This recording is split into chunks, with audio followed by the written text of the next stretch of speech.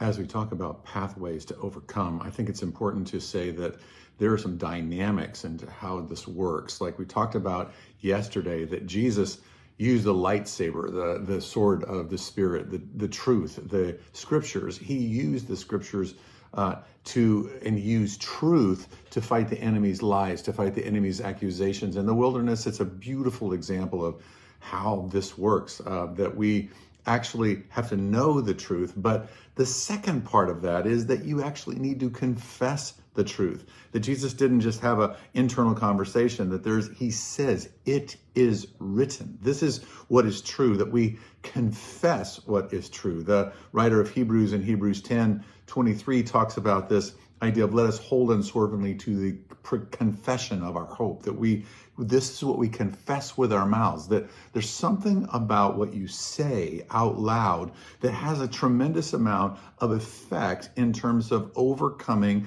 the accusations, the deceits, the lies of the enemy, that there's something very powerful about you simply speaking that out. Now, I think it's even important to speak it out, not just when we're together as a church, but when you're alone with God, when you're in a situation where you're overwhelmed and your thoughts are just being permeated and just bam, bam, bam, bam, bam. It's like you're being pelted with all of these different kind of thoughts. It sounds like it's coming from you because the enemy will often use your mind's voice to hurl these accusations, these lies. You're really not, you're not enough. You don't have this, and all of these different things that are coming at you are spiritual warfare, that the devil, the enemy, is coming at you and you fight him back with your words by speaking them out loud. No, what God says about me is this. This is what is true about me, that I am loved. I am accepted. I am accepted in the beloved. Jesus